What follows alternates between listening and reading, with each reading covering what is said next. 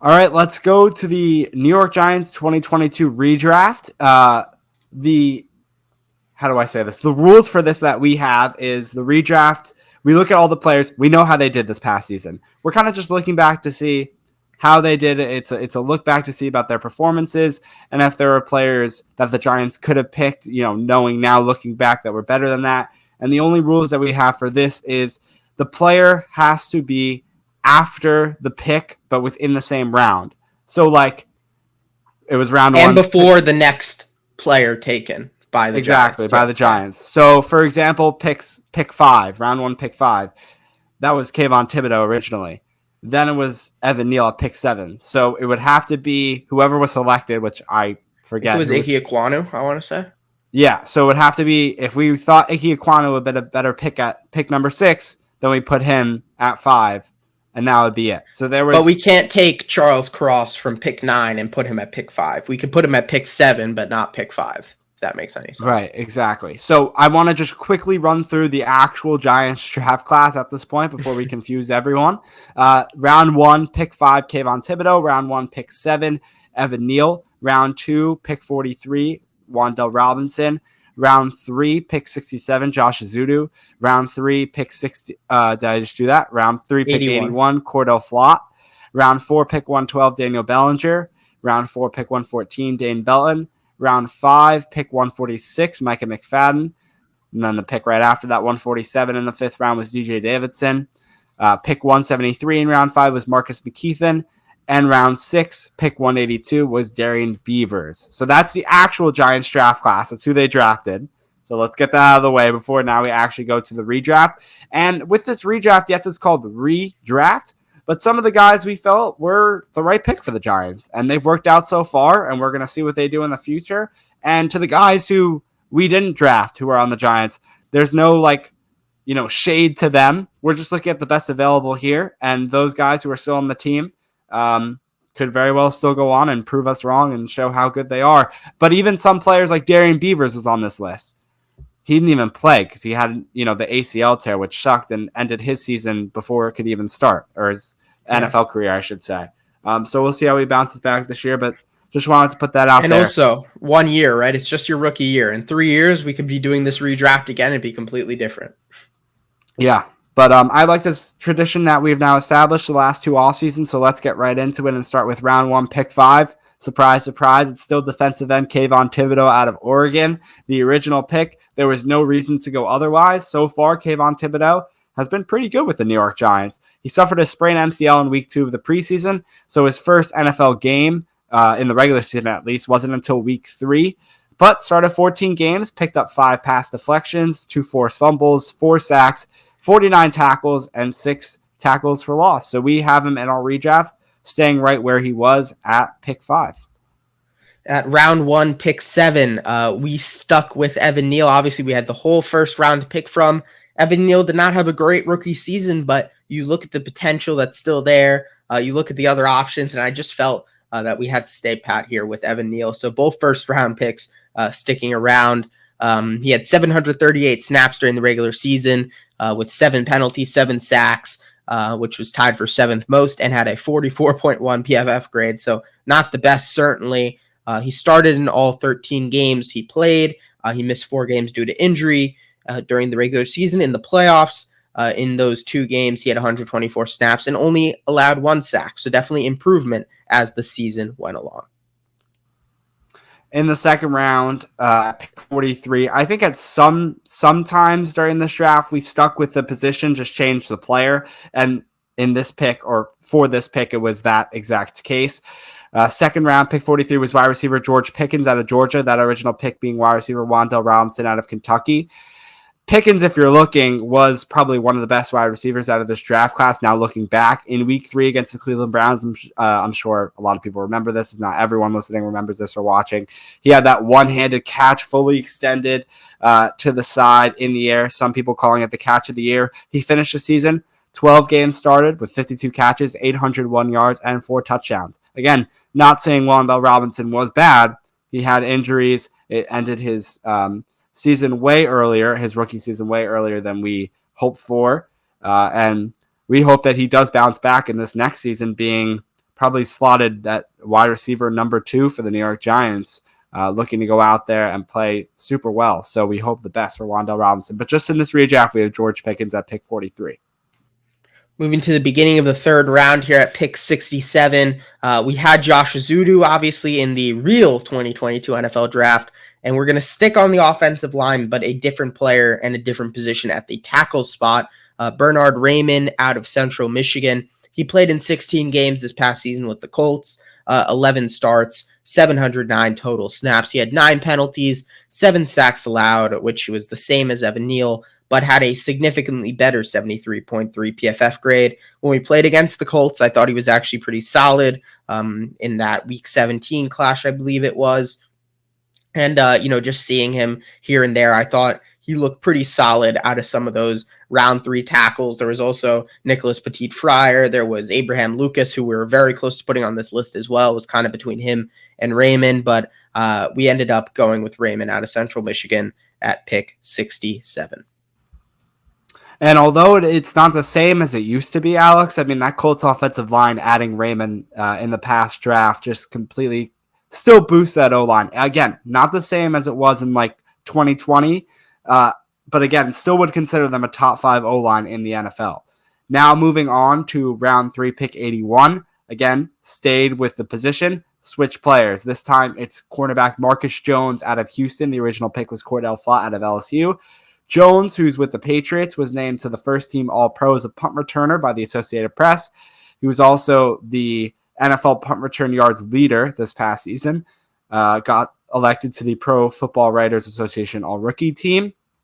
In the 4 games he started, he had 2 interceptions, 7 pass deflections, 1 fumble, 39 tackles, and 2 tackles for loss. So a lot of his success this past season was more on the special team side as a punt returner than it was as a cornerback, but he did still play the position as cornerback. Whereas Cordell Flott, I don't know if it was an injury-ridden season for him. I can't really remember, but I could definitely tell you this. He didn't do much for the New York Giants, so we felt like this guy, Marcus Jones, did a little bit more, and that's why we had him at the Had a huge play in the Vikings game, though, on that last play where he made that big stop. So, Cordell Flott definitely improved throughout the season. It was tough to pass him over, but Marcus Jones was crazy for the Patriots this past season, so kind of had to go with him there.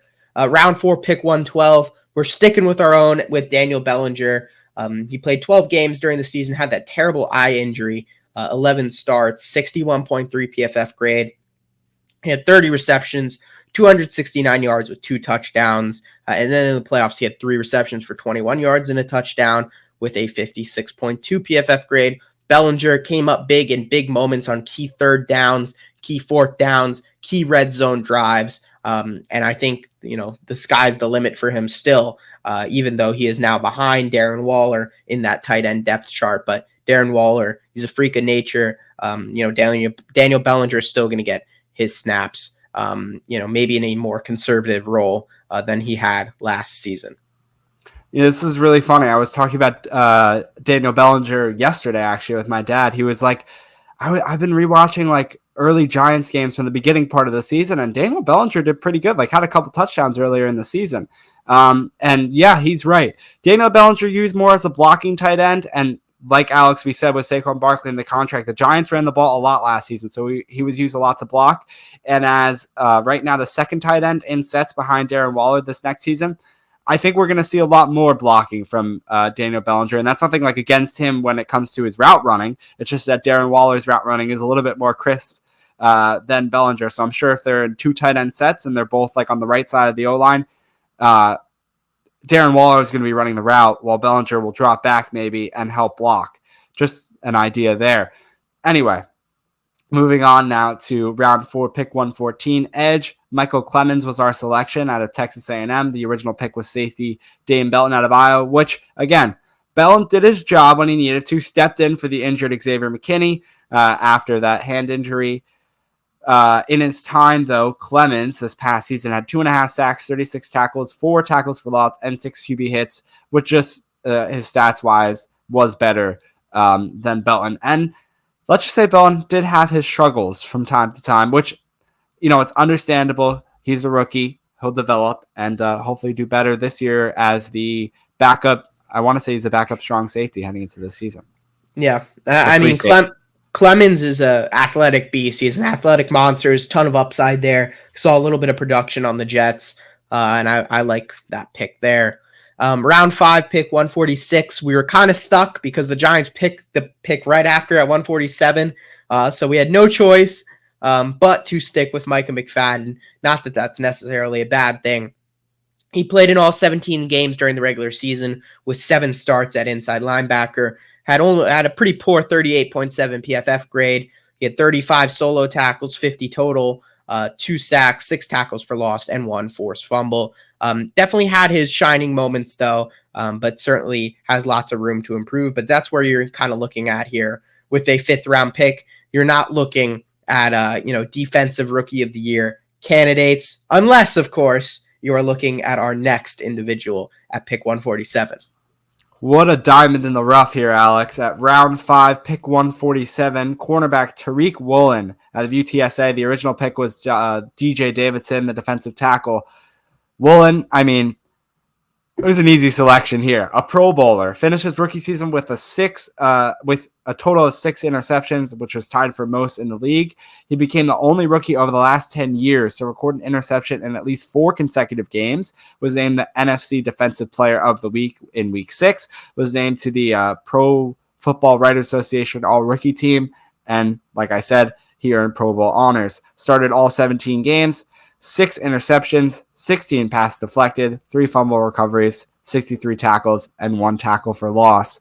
We were looking at the list. We had a lot of people to choose from, almost over 30 people, I think, over 30 guys. And we saw Woolen's name sticking out, and we're like, whoa, okay, there you go. That's the pick, and that's pretty easy selection there. So Tariq Woolen, congratulations he's on the Bears, right? Seahawks. Congratulations to I don't know why I thought Bears. Congratulations to the Seahawks for getting that pick in round 5. I'm sure their front office is very happy about their scouting department. Always good at drafting late round DBs. Obviously, Richard Sherman. Oh my God, what's the safety's name? My Lord, I'm forgetting now.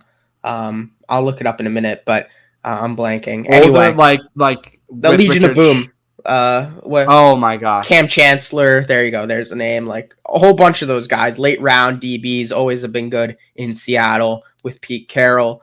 Round 5, pick 173 now. Edge Kingsley Enagbare, I believe it's pronounced, out of South Carolina, now on the Packers. He played all 17 games with 7 starts, a 61.4 PFF grade. He had 31 total tackles, 5 tackles for loss, 8 QB hits, and 3 sacks. Remember him coming out of the draft, had a pretty strong Senior Bowl. I somehow remember that. And, definitely had a productive season with the Bears and with a bigger role now as the Bears are kind of going into rebuild mode after Aaron Rodgers' departure. I think he could certainly step it up and become a really productive edge rusher, maybe a number 2, number 3 guy in the NFL. And that's really what you're looking for in the end of the 5th round. And then finally, round 6, pick 182, linebacker Malcolm Rodriguez out of Oklahoma State. Original pick was linebacker Darian Beavers out of Cincinnati. Rodrigo, I think it's his nickname. He's on the Lions. Was kind of a star feature in Hard Knocks last summer. As a rookie, he appeared in 16 games, started 15 of them, finished with 1 sack, 87 total tackles, 2 passes defended, and 1 forced fumble. He was also a member named to the PFWA all-rookie team, Pro Football Writers Association. There was like 3 or 4 guys on this list that were a part of that. And that does it for our redraft. Let's go real quick and go through all the picks. So round 1, pick 5, defensive end Kayvon Thibodeau out of Oregon. Round 1, pick 7, offensive tackle Evan Neal out of Alabama. Round 2, pick 43, wide receiver George Pickens out of Georgia. Round 3, pick 67, offensive tackle Bernard Raymond out of Central Michigan. Round 3, pick 81, cornerback Marcus Jones out of Houston. Round 4, pick 112, tight end Daniel Bellinger out of San Diego State. Round 4, pick 114, edge Michael Clemens out of Texas A&M. Round 5, pick 146, linebacker Micah McFadden out of Indiana. Round 5, pick 147, cornerback Tariq Woolen out of UTSA. And round 5, pick 173, edge Kingsley and what did you say? Enagbare, out of South Carolina. and round 6, pick 182, linebacker Malcolm Rodriguez out of Oklahoma State. This is a really good exercise to do during the offseason to kind of. It's fun for sure. Yeah. It's a fun exercise. You kind of clear your mind, but it's also exciting and engaging to see where these guys were picked and where they've gone since their rookie season. And then it's also like you remember your draft research that you did, and you're like, oh, I remember that guy. Oh, I remember that. You look to see how they did because there's so many prospects, in the draft. So you kind of forget some of them and to remember their names, remember their faces, and just like, I remember this guy coming out. Let's see how he did in the NFL. And you look back at their stats, see if they did good or bad, because there's a lot of people to remember, and you kind of forget like what teams they were drafted to, etc. So shout out David Ajabo. Obviously didn't even get a chance to play in his rookie season, had that ACL before even the draft. So I'm really excited to see him this year. I remember him. He was one of those guys I was really into from that draft class. There you go. So with that being said, that's going to do it for our 2022 redraft.